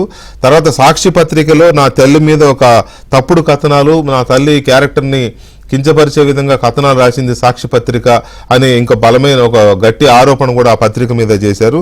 దీంతోపాటు ప్రాణభయం ఉంది అనేది ఒకటి, ఆయన జైల్లో ఉన్నప్పుడు నిందితులుగా ఉన్న వాళ్ళు భయపెట్టారు, బయటకు వచ్చినాక వైసీపీ పెద్దలు భయపెడుతున్నారు కాబట్టి నాకు ప్రాణహాని ఉంది అనేది మూడోది. కాబట్టి వీటి మూడింటిని మనం కనుక కలిపి చూస్తే ఇప్పటికే సాక్షులు ఒక్కొక్కరుగా వరుసగా చనిపోతున్న క్రమంలో ఆల్రెడీ దస్తగిరికి ప్రాణభయం ఉంది, అప్రూవర్గా మారిన వ్యక్తి. ఇప్పుడు ఇతను ఇంకా అప్రూవర్గా మారకపోయినా కూడా కీలక వ్యక్తి ఇతను కూడా, సునీల్ యాదవ్ కూడా. సో వీళ్ళని ఎలా కాపాడుతుంది ప్రభుత్వం? ఈ కేసులో కీలక వ్యక్తులు కాపాడకపోతే కేసే ఉండదు కాబట్టి ఏం చేయాలి అనే దాని మీద ఇంకొంచెం వివేక హత్య కేసులో వస్తున్న కీలకమైన పరిణామాలు కానీ, కీలక మలుపులు కానీ, లేకపోతే సాక్షులు వరుస మరణాలపైన కానీ, వరుస అనుమానాస్పద మరణాలు, మామూలు మరణాలు కాదు అవి, వరుసగా సాక్షులు అలా అనుమానాస్పదంగా మృతి చెందడం కానీ, బతుకున్న సాక్షులు ఒక్కొక్కరుగా బయటకు వస్తుండడం, వాళ్ళు మమ్మల్ని బెదిరిస్తున్నారు అని చెప్తున్న పరిస్థితులు కానీ, వీటి మీద ఇప్పటివరకు మనం ఈ కేసులో A2గా ఉన్న సునీల్ యాదవ్తో మనం ఇంటర్వ్యూ చూసాం. తను చెప్పాడు, నాకు బెదిరింపులు ఉన్నాయి, నాకు అటు జైల్లో ఉన్నప్పుడు సహనిందితులు బెదిరించారు, బయటకు వచ్చిన తర్వాత వైసీపీ వాళ్ళు బెదిరిస్తున్నారు, బెయిల్ తీసుకోవద్దని చెప్పారు, నన్ను జైల్లో ఉండాల్సింది, బెయిల్కు తీసుకోవద్దన్నారు. అండ్ సినిమా ఒకటి తీశారు, ఆ సినిమా అంతా వైసీపీ వాళ్ళు తీసిన సినిమా, అది వాళ్ళు సినిమాలో కూడా తప్పుగా తీశారు, వాళ్ళని వాళ్ళు ప్రొటెక్ట్ చేసుకునే విధంగా తప్పు ఇతివృత్తంతో తీశారు. తర్వాత తన తల్లిని కించపరుస్తూ సాక్షి పేపర్లో కథనం రాశారని ఇట్లా కొన్ని ఆరోపణలు చేస్తూ ఎస్పీకి కంప్లైంట్ చేశారు, సెక్యూరిటీ కావాలి, ప్రాణహాని ఉంది అనేది ఈ మొత్తం ఓవరాల్గా స్టోరీ. సో దీని మీద మనం చర్చను చూద్దాం. చర్చలో మనతో సీనియర్ అడ్వకేట్ ఆంధ్రప్రదేశ్ పౌర హక్కుల సంఘం అధ్యక్షులు ముప్పాళ్ళ సుబ్బారావు గారు ఉన్నారు, అలాగే మాజీ జడ్జి రామకృష్ణ గారు ఉన్నారు, తెలుగుదేశం పార్టీ నాయకులు విద్యాసాగర్ గారు కూడా మనతో చర్చలో పాల్గొంటున్నారు. ముందుగా సాగర్ గారు రైట్, ఆయన బిజీగా ఉన్నారు. రామకృష్ణ గారు నమస్కారం. అప్పుడు ఆయన మనము టీడీపీ సపోర్ట్ తీసుకోవడము ఇష్టం లేదు ప్రశాంత్ భూషణ్ కి. సాగర్ గారు, సారీ రామకృష్ణ గారు, స్టార్ట్ అయినట్టుంది డిబేట్. మీరు ఏదో లోకంలో ఉన్నారు, డిబేట్ స్టార్ట్ అయింది మిత్రమా.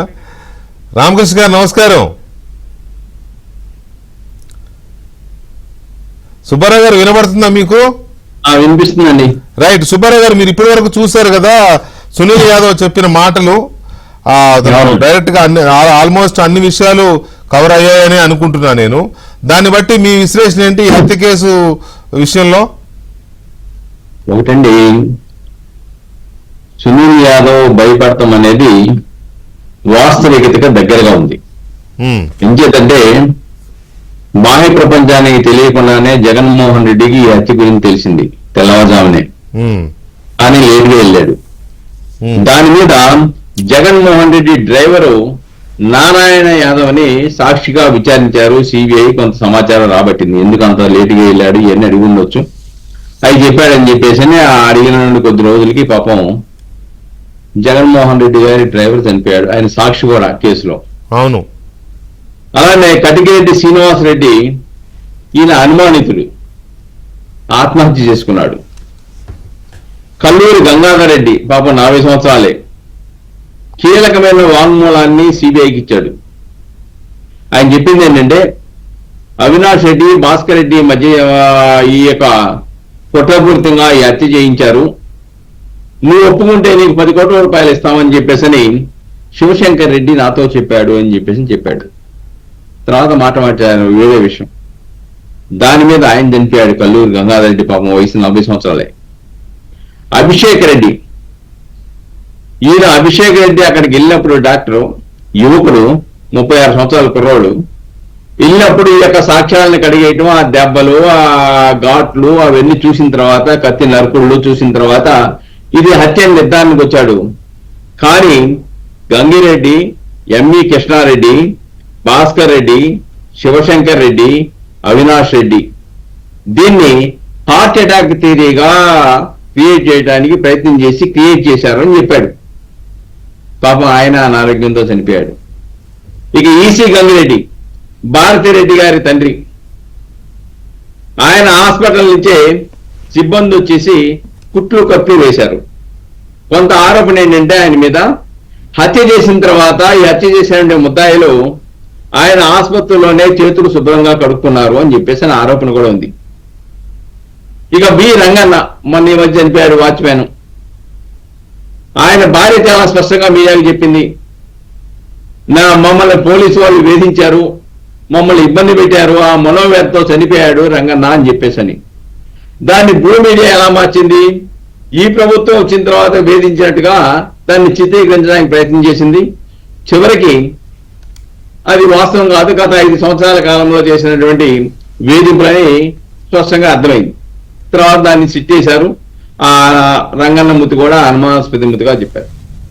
తర్వాత నిన్నగా మొన్ననే అప్రూవర్ గా మారిన దస్తగిరి భార్య మీద దాడి చేసి, నీ భర్తను కూడా ఇంకా ఎంతకాలం బతకనివ్వము, ఇలాగ 6 మంది చంపేశాము, కానీ ఆధారాలు లేకుండా చేయగలిగామని చెప్పేసి బెదిరించారు, దాడి చేశారు. ఈ రోజున సునీల్ యాదవ్ చాలా విషయాలు ఈ రోజున ప్రస్తావిస్తా ఉన్నాడు. జైల్లో కూడా తాను వేధింపులకు గురయ్యానని, బెయిల్ కూడా వేసుకోవద్దు, నువ్వు వేసుకోవద్దు, వేసుకుంటే జాగ్రత్త అని బెదిరింపులకు గురవటం వల్ల 39 నెలల పాటుగా ఆయన జైల్లో ఉన్నాడని, బయటకు వచ్చిన తర్వాత వేధింపులకు గురి చేస్తున్నారని, ఈ హత్య అనేటువంటి సినిమా చూసిన తర్వాత, సినిమా చూసింది ఆనాటి అధికార పార్టీ వాళ్ళే తీశారు ఆ సినిమాని, కానీ వాస్తవాలను వక్రీకరిస్తూ మా కుటుంబాన్ని వ్యక్తిత్వ హననానికి పాల్పడుతూ దాన్ని చిత్రీకరించి కేసును తప్పుగా పట్టించడానికి ప్రయత్నం చేశారని చెప్పకనే చెప్పాడు. అంతేకాకుండా దాంట్లో 4 ఉంటే మొత్తం ఛార్జ్ షీట్ వేసింది ఇప్పటికీ, ఇంకెంతమంది వేస్తారు చెప్పలేము, ఇప్పటికీ ఛార్జ్ షీట్ వేసింది 8 మంది మీద. అవినాష్ రెడ్డి 8వ వాడు, భాస్కర్ రెడ్డి 7వ వాడు. 8 మంది మీద వేస్తే 4 మాత్రమే ఈ హత్యకు సూత్రధారులు అని చెప్పేసి ఎలా తీస్తారు? సిబిఐ ఇన్వెస్టిగేషన్ చేసింది కదా, ఇన్వెస్టిగేషన్ చేసి ఛార్జ్ షీట్ వేసింది కదా, ఛార్జ్ షీట్ తీసుకొని దాని ఆధారంగా తీయాలి కదా. కానీ ఛార్జ్ షీట్ లో మా తల్లి గారి సంబంధాల గురించి కానీ, మా యొక్క కుటుంబ సంబంధాల గురించి కానీ వాళ్ళు చేసిన ఆరోపణలు ఏవి కూడా సిబిఐ నిర్ధారించలేదు కదా. నిర్ధారించకుండా సిబిఐ విచారణలో రాని అంశాలని ఎందుకు ఈ విధంగా చేసి వ్యక్తిత్వ హననానికి పాల్పడుతున్నారని పాపం ఆవేదన చెందుతున్నాడు. ఎస్పీ కూడా చెప్పేసి దాంట్లో తీసిన వాళ్ళ మీద చర్య తీసుకోమని చెప్పాను అంటున్నాడు. నా కుటుంబానికి రక్షణ కావాలి, నాకు రక్షణ కావాలని చెప్తున్నాడు. వీటన్నిటి కారణం ఏంటని ఒకటి విషయం గతంలో టీవీలో కూడా చెప్పాడు ఆయన. ఆయన చెప్పింది ఏంటంటే, నా తల్లి గారు, నా భార్య గారు, నా బ్రదరు మమ్మల్ని అరెస్ట్ చేసినప్పుడు వీధుల్లోకి వచ్చేసి మాది అక్రమ అరెస్ట్ అని, దీని పాత్ర లేదని నన్ను ప్రొటెస్ట్ చేయడానికి మీడియా ముందుకు వచ్చారు, మిగతా కుటుంబ సభ్యులు ఎవరూ రాలేదు, కాబట్టి ఆ కక్ష పెట్టుకున్నారనేది ఒకటి చెప్తూ ఉన్నాడు. ఏదేమైనప్పటికి కూడాను ఈ కేసు, వివేకానంద రెడ్డి గారి మర్డర్ కేసు పరిటాల రవి కేసులో ఉన్నటువంటి హత్యకు సంబంధించిన దానికి దగ్గరగా జరుగుతూ వస్తుంది. రైట్. సుబ్బారావు గారు ఒక్క నిమిషం, సుబ్బారావు గారు ఒక్క నిమిషం. విద్యాసాగర్ గారు నమస్తే. విద్యాసాగర్ గారు, మనం ఈ కేసును మొదటి నుంచి చూస్తూ ఉంటే అసలు దర్యాప్తు ఎలా సాగుతుందనేది అదొక అగమ్య గోచరమైంది. సిబిఐ ఏం చేస్తుంది, ఇదేంటి అదేంటి చాలా ఇదిగా జరుగుతుంది కదా. ఈ నేపథ్యంలో ఇప్పుడు ఇంకొక కీలకమైన నిందితుడు కీలకమైన నిందితుడు తన ప్రాణానికి హాని ఉందని చెప్పడమే కాకుండా ఇంకా చాలా విషయాలు, మళ్ళీ టైం తక్కువ ఉంది కాబట్టి చాలా విషయాలు మళ్ళీ చెప్పడం కంటే అవన్నీ మీరు విన్నారు, స్వయంగా మీరు ఇంటర్వ్యూ చూశారు కదా. ఏంటి దీనికి పరిష్కారం ఏంటి? ప్రభుత్వం, పోలీసులు సీరియస్గా యాక్ట్ చేయాలి, అంతవరకు ఓకే. కానీ ఈ హత్యలు లేకపోతే సాక్షులు చనిపోవడం వెనుక కారణం ఏంటనుకుంటున్నారు? గుడ్ ఈవినింగ్ వెంకటకృష్ణ గారు, Good evening. అలాగే మిత్రులు పెద్దలకి ఇద్దరికి కూడా నమస్కారం. వెంకటకృష్ణ గారు, మామూలుగా మనము పెళ్లిళ్ళకి ముహూర్తాలు పెట్టి ఒక బ్రహ్మముహూర్తం అని చెప్పి ఇద్దరు జాతకాలు చూసి పెళ్లిళ్ళు చేస్తారు. ఎందుకు చేస్తారంటే వాళ్ళిద్దరు కలకాలం బాగుండాలా అని పెళ్లి చేస్తారు. ఎందుకో వివేకానంద మర్డర్ కేసుకు వీళ్ళు ఆ రకమైన ముహూర్తం పెట్టారేమో డౌట్ ఉంది నాకు. అదర్వైజ్ 6 సంవత్సరాలు అయిపోయింది, ఇప్పుడు 6వ సంవత్సరం పడింది అనుకుంటాను. 6 సంవత్సరాల నుంచి ప్రతి వారానికి 1-2 సార్లు మనము పదే ఈ కేసు గురించి చర్చించుకుంటున్నాము అంటే ఈ కేసు ఎంత ప్రత్యేకత ఉన్నట్టు. అంటే ఎవడో ఒక సైకో కామెంట్ పెట్టాడు, ఏమనంటే జగన్ ఉన్నప్పుడు అంటే మాట్లాడారు, ఇప్పుడేంట్రా ఇప్పుడు కూడా ఇదే గోళా మీకు అని ఒక సైకో కామెంట్ పెట్టాడు. మరి సునీల్ యాదవ్ని మనం రమ్మన్నావా? సునీల్ యాదవ్ని నేను పంపించాను ఎస్పీ దగ్గరికి. ఆ సైకో గాడికి అది అర్థం కావట్లా. అంటే వాళ్ళు దీన్ని ఒక కోణం తీసుకుపోతున్నారు. సుబ్బారావు గారు చెప్పింది అక్షరాల కరెక్ట్. ఆ పరిటాల రవి గారి కేసులో మనం ప్రత్యక్షంగా చూసాం, ఏం జరిగింది అన్నది ప్రత్యక్షంగా చూసాం. ఇప్పుడు కూడా అట్లాగే జరుగుతుంది, దాంట్లో రెండో మాట అవసరం లేదు. కాకపోతే ఇక్కడ ఏంటంటే ఈ కేసును ఎందుకు ఒక తీరాన్ని చేర్చలేకపోతున్నారు అన్నది పాయింట్ ఇక్కడ. ఇప్పుడు కేసు కంటెంట్, నాకు తెలిసినంత వరకు కేసు కంటెంట్స్ గురించి రాష్ట్రంలో ఏమాత్రం తెలుగు ఉన్నాడు అందరికీ ఈ కేసు కంటెంట్స్ అన్ని తెలుసు. ఇప్పుడు హత్యార సినిమా మీద ఈ సునీల్ యాదవ్ ఎవరైతే వెళ్ళారో ఆయన హత్యార సినిమా గురించి మాట్లాడుతున్నారు. కానీ వివేకం అనే సినిమా ఒకటి వచ్చింది. ఆ వివేకం సినిమా నాకు తెలిసినంత వరకు అన్ని ప్లాట్ఫామ్స్ లో ఒక 10 కోట్ల మంది చూశారు. 10 కోట్ల మంది. అది దేని బేస్డ్ చేసుకొని తీశారు అంటే బేసిక్ గా చార్జ్ షీట్, దాంట్లో ఒక క్యారెక్టర్ గానీ, ఒక ఇన్సిడెంట్ గానీ, ఒక సీన్ గానీ మక్కి దాన్ని ఎడిటింగ్ చేసుకుంటే బట్ ఆ బేస్ లైన్ మారకుండా దాంట్లో క్యారెక్టర్స్ ని డిజైన్ చేసుకుంటూ వచ్చారు. అది అప్పట్లో 10 కోట్ల మంది చూసేశారు. కానీ వివేకం సినిమా, ఈ హత్య అనే సినిమా ఎప్పుడొచ్చిందో ఎప్పుడు పోయిందో ఎవరికి తెలియదు, కానీ సినిమా తీశారు, పబ్లిక్ డొమైన్ లోకి పెట్టారు. ఆ సినిమాలో వీళ్ళ క్యారెక్టర్స్ మాత్రం చూపించారు, వీళ్ళని బ్యాడ్ చేశారు, మిగతా క్యారెక్టర్స్ చూపించలేదు అనేది సునీల్ యాదవ్ చేసిన ప్రధానమైన ఆరోపణ. ఇప్పుడు ఆయన సినిమాను బ్యాన్ చేయమనే హక్కు ఆయనకుంది, కోర్టుకెళ్ళి హక్కు ఉంటుంది, కేసు పెట్టే హక్కు ఉంటుంది. బట్ వేరే ఈ కేసును తీరం ఎందుకు చేరలేకపోతుంది? ఇంకెంతమంది చావులు కొడుకుంటుంది? ఈ ఒక హత్య ఎన్ని రాజకీయ పరిణామాలకు దారితీసిన ఆంధ్రప్రదేశ్ లో, ఏ రకమైనటువంటి పరిణామాలకు దారితీసింది, దానివల్ల ఎన్ని కుటుంబాలు నాశనమైనాయి. ఆ హత్యను బూచిగా చూపించేటువంటి ప్రభుత్వం వల్ల 5 సంవత్సరాల ప్రజలకు ఎంత కష్టాలు, నష్టాలు, దాష్టికాలు, దౌర్జన్యాలు చూశారు. ఆ ప్రభుత్వం ఇక అర్థం చేసుకున్న తర్వాత ప్రజలు వాళ్ళు వెళ్ళిపోయినా కూడా ఇప్పటికీ కూడా ఆ కేసు ఒక తీరానికి చేరకపోవడం అనేది నిజంగా ఈ కాన్స్టిట్యూషనల్ గా నాకైతే ఒక రకమైనటువంటి ఇబ్బందికరమైనటువంటి వార్తనే. ఇది ఛార్జ్ షీట్ ఫైల్ చేసిన తర్వాత సుప్రీంకోర్టులో ట్రయల్ కోర్టుకి ఇస్తుందా, వాళ్ళు డిసిషన్ తీసుకుంటారా, దీన్ని మొదలు పెట్టండి అని చెప్పి దిక్కు లేదు ఈ దేశంలో.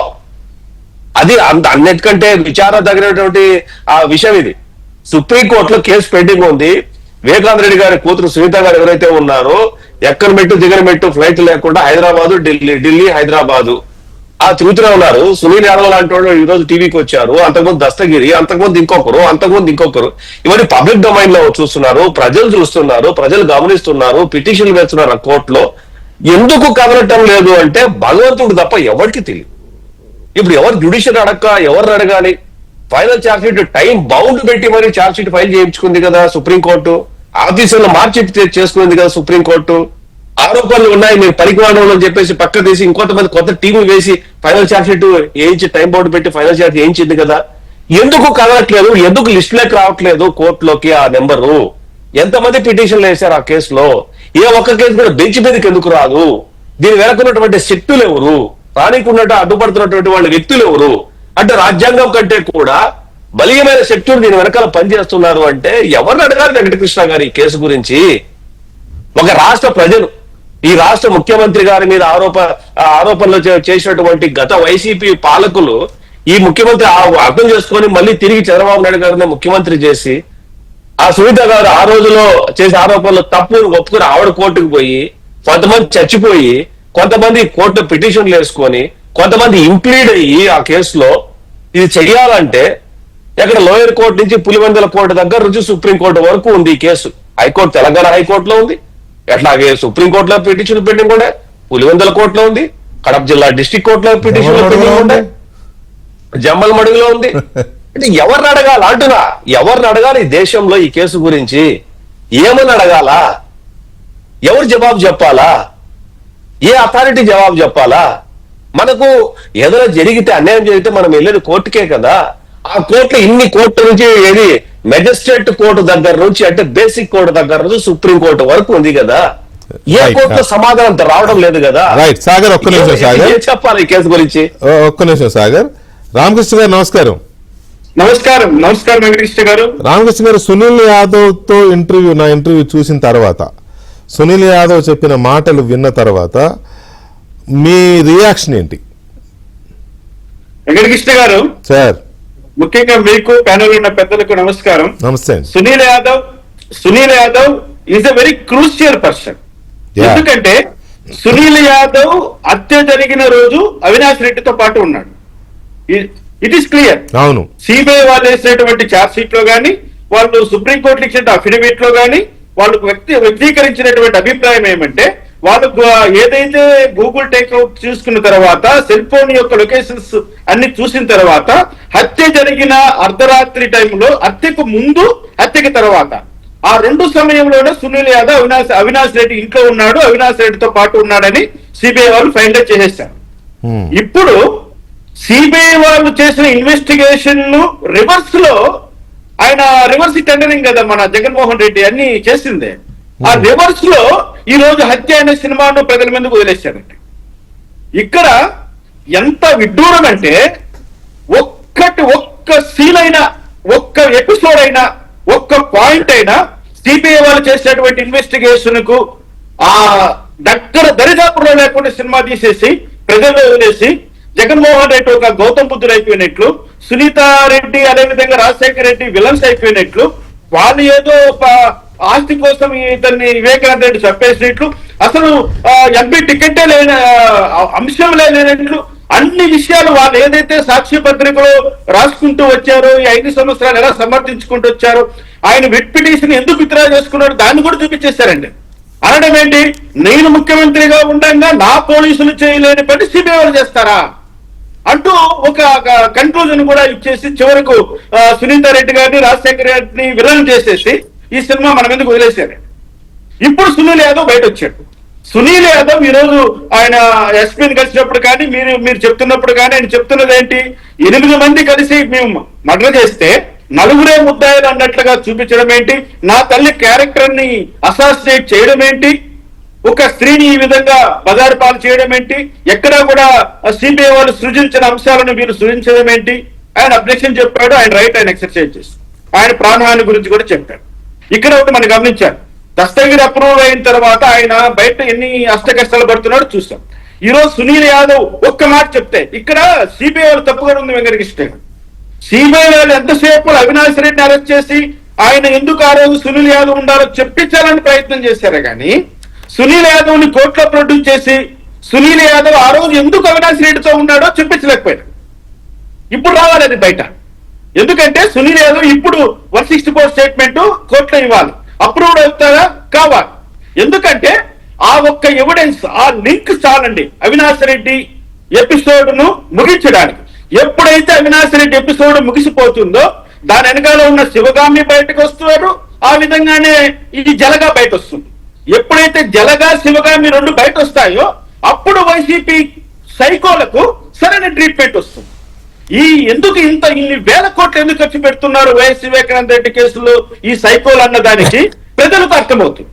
ఇక్కడ ఒకటి గమనించాలి, అసలు ఇండియన్ క్రిమినల్ జస్టిస్ సిస్టమ్ లో ఉన్నటువంటి లోపాలన్నీ, ఇండియన్ క్రిమినల్ జస్టిస్ సిస్టమ్ అనుభవిస్తున్నటువంటి కష్ట నష్టాలన్నీ వివేకానంద రెడ్డి కేసులో ప్రజలు చూసేస్తున్నారు.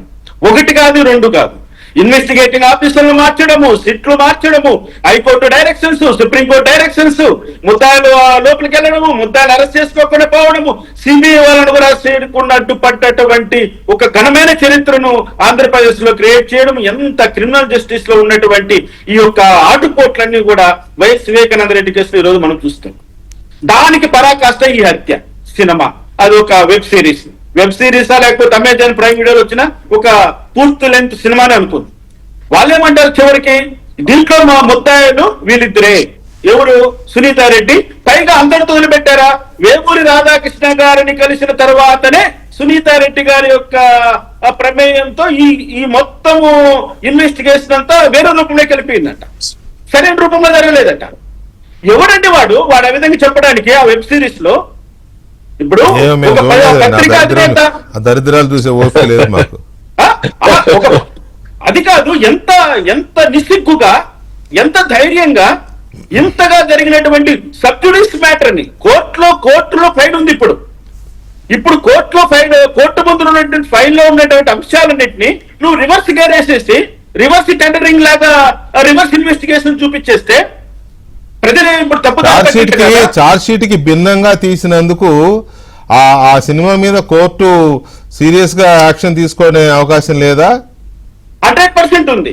ఎందుకంటే ఇప్పుడు సిబిఐ వాళ్ళు దాన్ని మూవ్ చేయాలి కోర్టు ముందరికి. అదే సునీల్ యాదవ్ సినిమాలో నటించిన వాళ్ళు, ఆ సినిమాని టెలికాస్ట్ చేసిన వాళ్ళు అందరూ కూడా ఈ రోజు ముద్దాయిలే. ఇప్పుడు ఒక ఇన్వెస్టిగేషన్ ను, ఒక ఏజెన్సీ చేసిన ఇన్వెస్టిగేషన్ ను రివర్స్ లో చూపించారు. కోర్టు ముందర ఉన్నటువంటి ఇప్పటికే హైకోర్టు కొన్ని తీర్పులు ఇచ్చింది, సుప్రీంకోర్టు కొన్ని తీర్పులు ఇచ్చింది.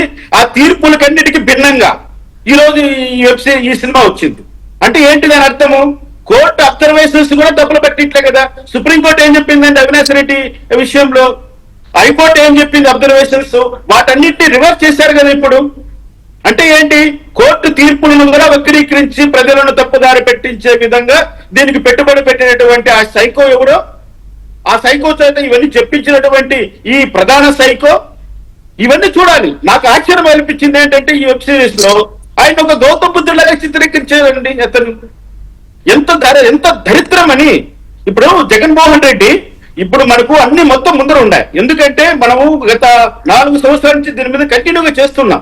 ఈ రోజు సెల్ ఫోన్ యొక్క డేటా విషయం కానీ, టెక్నాలజీ గురించి విషయం కానీ, గూగుల్ ఎర్త్ గురించి కానీ, ఈయన కృష్ణమోహన్ రెడ్డికి ఫోన్ చేసిండేది, ఆ నవీన్ ఫోన్ చేసిండేది, అవినాష్ రెడ్డి ఎన్ని గంటలకు ఏం జరిగింది, ఎవ్రీథింగ్ ఈజ్ ఈన్ బిఫోర్. ఇంకోటి అంటాడు, ఎర్రకంగిరెడ్డి అక్కడ సీతాపకన్స్ లో ఉంటే ఆయన మళ్ళీ మార్నింగ్ వచ్చి రక్తం పరీక్షలు చేయాల్సిన అవసరం ఏముందంటాడు లాజిక్.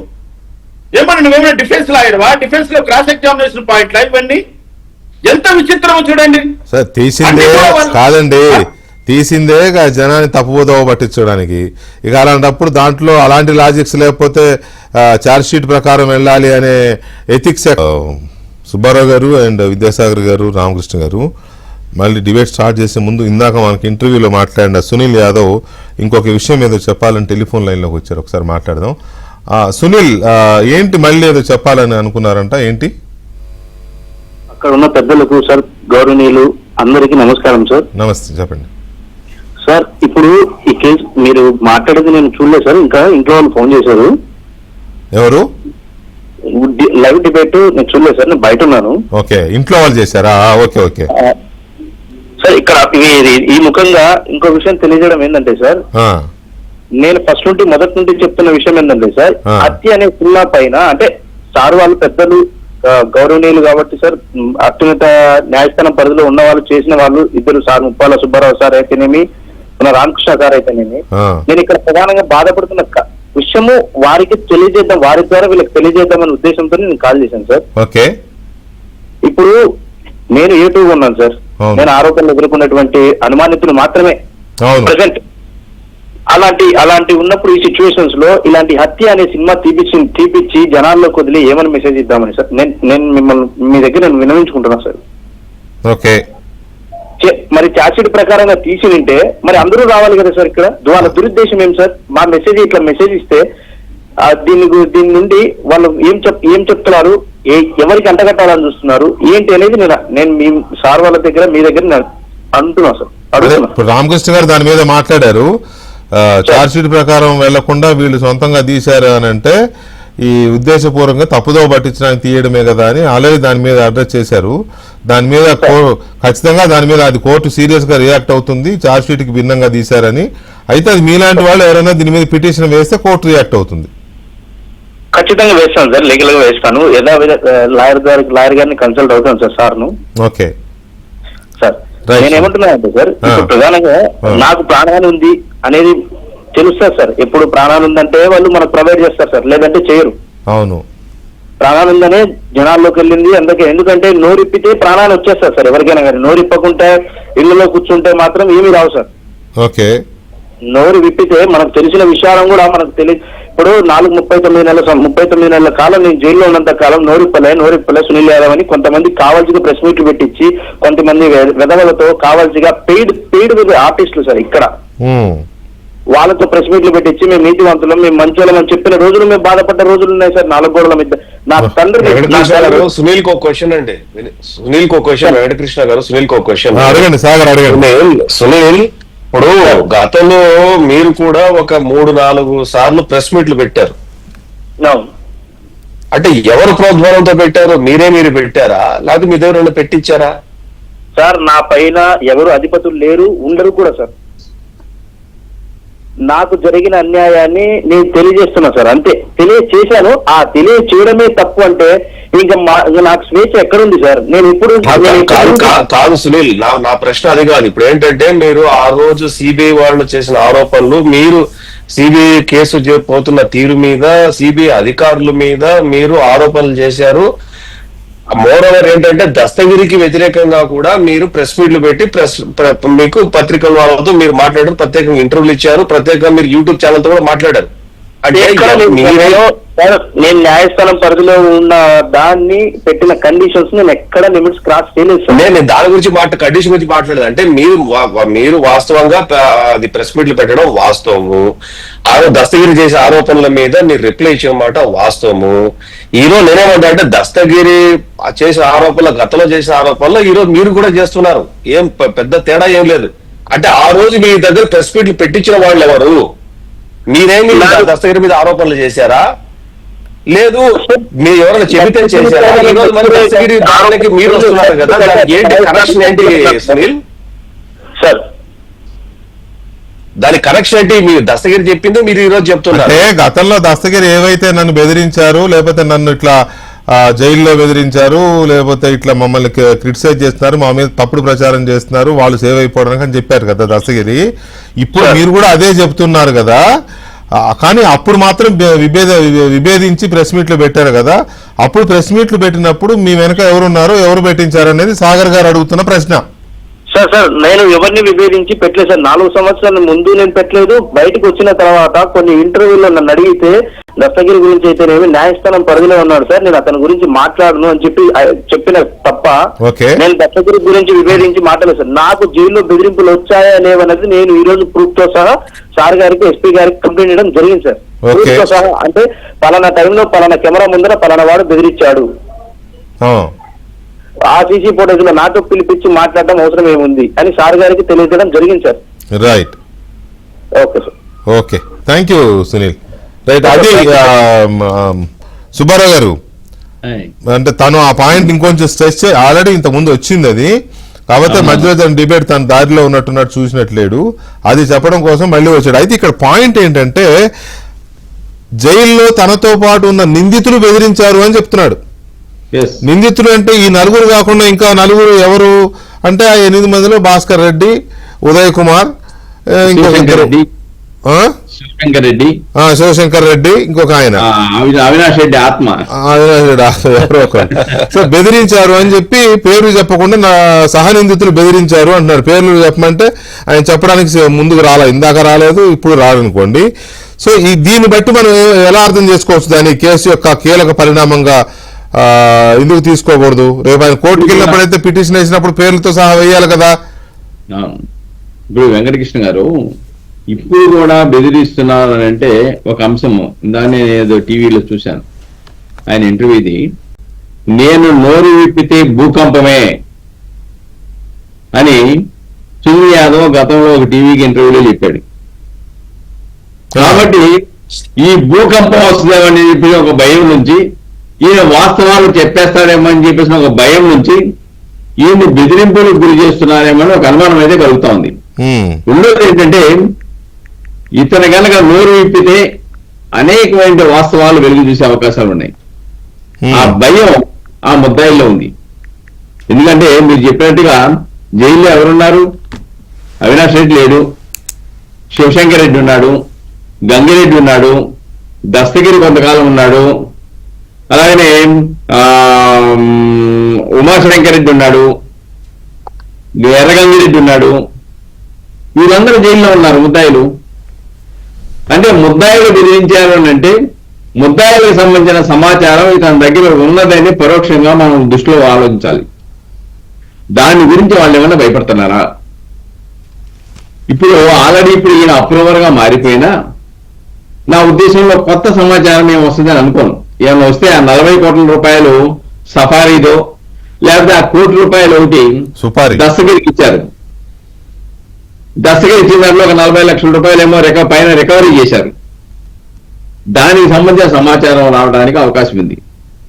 అయితే గూగుల్ టేక్అవుట్ లో చాలా స్పష్టంగా సునీల్ యాదవ్ మరి అవినాష్ రెడ్డి, భాస్కర్ రెడ్డి ఇంట్లో ఉన్నట్టుగా ముందు తర్వాత ఉన్నట్టుగా టెక్నికల్ ఎవిడెన్స్ అయితే దొరుకుతా ఉంది.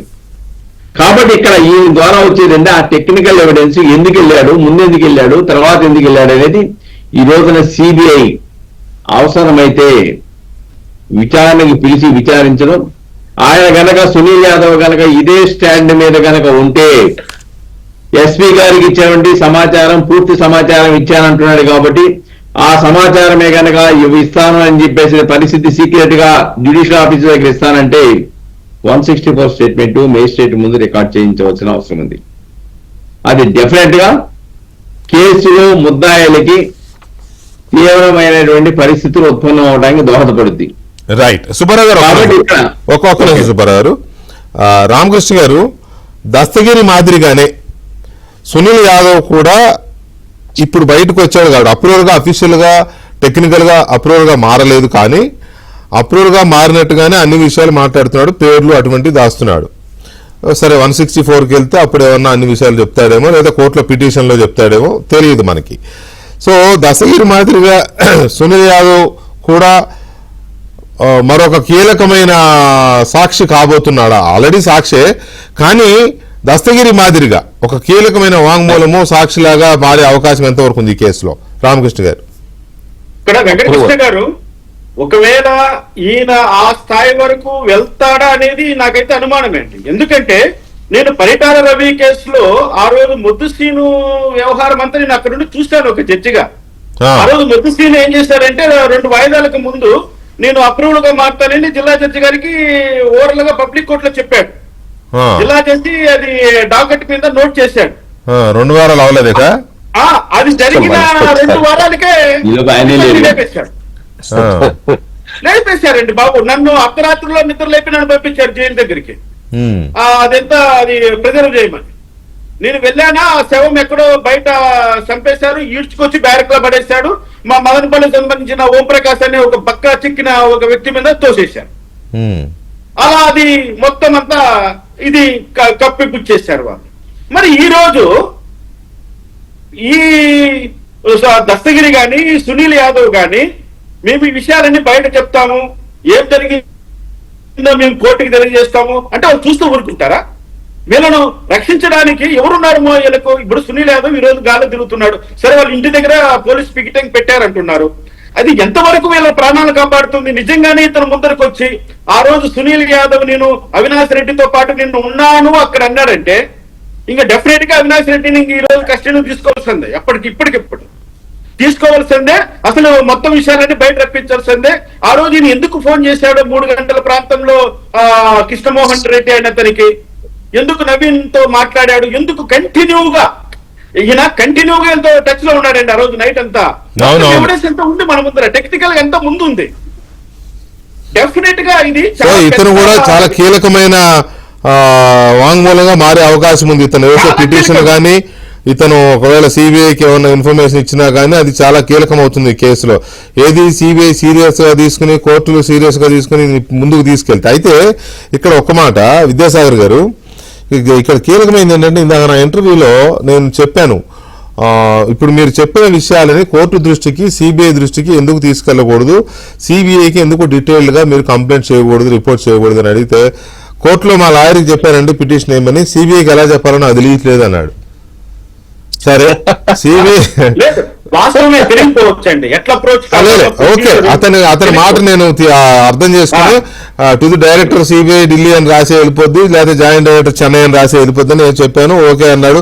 అవుతుంది, ఢిల్లీ వెళ్తే కూడా తెలుస్తుంది అంటే ఓకే అన్నాడు. అది వేరే విషయం అనుకోండి. కానీ ఇప్పుడు అతను ఎస్పీ గారికి రాసిన లెటర్ సిబిఐకి పంపొచ్చు కదా, సిబిఐకి ఎస్పీ గారు కూడా పంపొచ్చు. ఇట్లా ఈ ఫలానా కేసులో నిందితుడిగా ఉన్న వ్యక్తి, బెయిల్ మీద ఉన్న వ్యక్తి నా దగ్గరకు వచ్చి రక్షణ కోరుతున్నాడు, ఈ విషయాలు చెప్పాడని సిబిఐకి పంపొచ్చు, ఎస్పీ గారు పంపొచ్చు. Point number 1. పాయింట్ నెంబర్ 2, అతను ఇప్పటి వరకు నా ఇంటర్వ్యూలో చెప్పినవన్నీ బేస్ చేసుకుని సిబిఐ సోమోటోగా అతన్ని మళ్ళీ తీసుకుని అతన్ని ఇది చేసుకోవచ్చు, ఒక సాక్షిగా ఇంకొంచెం వాంగ్మూలంగానో ఇంకో రకంగానో వాట్ ఎవర్. ఇప్పుడు ఈ చర్చ ఇటువంటి అంశాలన్నిటినీ తీసుకోవచ్చు కదా, సిబిఐ ఎందుకు ఇనిషియేట్ చేయకూడదు? అవకాశం ఉందా అలా సాగర్? తప్పకుండా ఉంది. దాంట్లో మళ్ళీ మనం రెండో థాట్ పెట్టుకోవాల్సిన అవసరం లేదు. ఆయన అంత దూరం పోనవసరం లేదు. ఆయన పులివెందుల్లో ఉంటే పులివెందుల మేజిస్ట్రేట్ కోర్టులో పిటిషన్ వేసుకొని 160 స్టేట్మెంట్ ఇచ్చేసి డీడీ కూడా డిక్లరేషన్ ఇచ్చేయచ్చు. దాన్ని కూడా కన్ఫెషన్ స్టేట్మెంట్ గా తీసుకొని ఇంకా ఫైనల్ గా తీసుకోవచ్చు. ఎంతో ఎక్కడికో పోనవసరం లేదు ఆయన ఎక్కడ. ఇదంతా కూడా ఏంటంటే సుప్రీంకోర్టు, నేను మొదటి నుంచి కూడా అంటున్నది ఏంటంటే, సిబిఐ ఒకానొక సందర్భంలో మన సిబిఐని మన అందరూ తప్పులు పట్టిన వాళ్ళమే, అది నిజం కూడా, దాంట్లో రెండో ఆలోచన లేదు. కానీ ఈ రోజు సుప్రీంకోర్టులో ఛార్జ్ షీట్ వేసిన తర్వాత కూడా సుప్రీంకోర్టులో ఈ కేసు టేబుల్ మీదకి ఎందుకు రాలేదు, అది పెద్ద పాయింట్. ఇప్పుడు ఈయన ఇంట్లోకి వచ్చి మెయిల్ పెట్టచ్చు, సిజిఐకి మెయిల్ పెట్టచ్చు, ఎవరికి రాయనవసరం లేదు. సిజిఐకి మెయిల్ పెట్టేసామంటే దాన్ని కూడా వాళ్ళు సిజిఐకి మెయిల్ పెట్టొచ్చు, సిబిఐ ఈ కేసు దర్యాప్తు చేస్తున్న దర్యాప్తు అధికారికి పెట్టొచ్చు, సిబిఐ డైరెక్టర్ ఇంట్లో కూర్చొని గట్టిగా మాట్లాడితే సెంట్రల్ హోమ్ మినిస్టర్ కి పెట్టొచ్చు, స్టేట్ చీఫ్ మినిస్టర్ కి పెట్టొచ్చు, అందరికీ పెట్టచ్చు. ఇంట్లో కూర్చొని చేసే పని ఈవెన్ మొబైల్లో చేయొచ్చు. ఆయన డెత్ స్టేట్మెంట్ కావాలంటే ఇదే నా ఫైనల్ స్టేట్మెంట్, నేను ఎయిర్పోర్ట్ చచ్చిపోతాను, నాకు భయం ఉంది, ప్రాణ భయం ఉందని ఇప్పుడు స్టేట్మెంట్ మీడియా ముఖంగా చెప్పాడు కదా, సో ఇది ఫైనల్ కన్ఫెషన్ స్టేట్మెంట్ గా తీసుకోవడానికి కూడా చెప్పొచ్చు. అయితే ఇక్కడ నా పాయింట్ ఏంటంటే, అసలు సుప్రీం కోర్టులో బెంచ్ మీదకి ఎందుకు రాలేదు, దిస్ ఈస్ ద పాయింట్.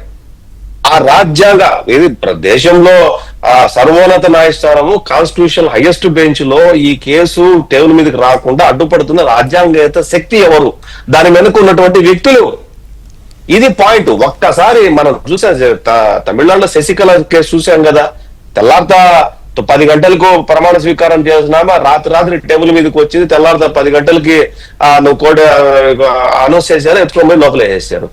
అంటే ఎట్లా వస్తుంది అంత తొందరగా? అప్పటి వరకు 7-8 సంవత్సరాలు లేనటువంటి కేసు శశికళ ముఖ్యమంత్రిగా ప్రమాణం చేసే టైంకి.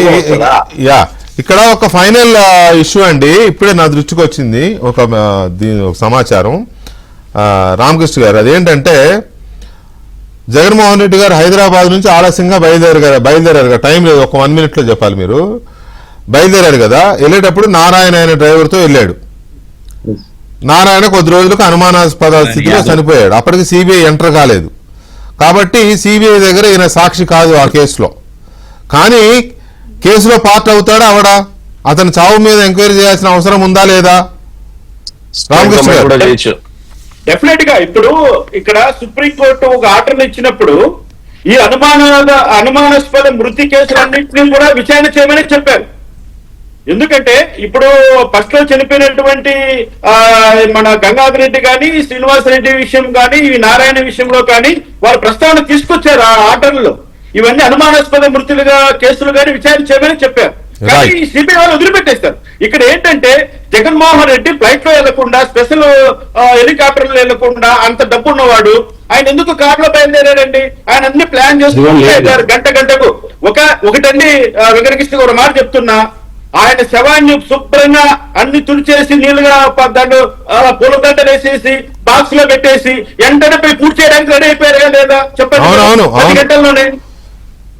మరి అంత ప్రీ ప్లాన్డ్ గా అంత పక్కాగా వాళ్ళు ఉండి అన్ని చేసినప్పుడు ఇంకా ఏదో ఏమన్నా సునీత గారు ఏమన్నారంటే కొంచెం ఆగండి నేను వచ్చే వరకు అంటే ఆగింది కానీ శవం లేకపోతే సునీత గారు కూడా చివరి చూపులు లేకుండా కట్టబెట్టేసేవారు భూమిలో అవును అవును పూడ్చేసేవాళ్ళు. అవును రైట్ రామకృష్ణ గారు చూసిన తర్వాత- చూద్దాం ఏం జరుగుతుందో. ఈ సునీల్ యాదవ్ ఈ స్టెప్ తో ఈ కేసు ఎంతవరకు ముందుకెళ్తుంది, సిబిఐ ఎంతవరకు దీన్ని ఇంకా సీరియస్ గా దర్యాప్తును తీసుకెళ్తుంది ముందుకి అనేది చూద్దాం. Thank you very much Ramakrishna గారు, Thank you. విద్యాసాగర్ గారు అండ్ సుబ్బారావు గారు. థ్యాంక్ యూ అండి చర్చలో పాల్గొన్నందుకు.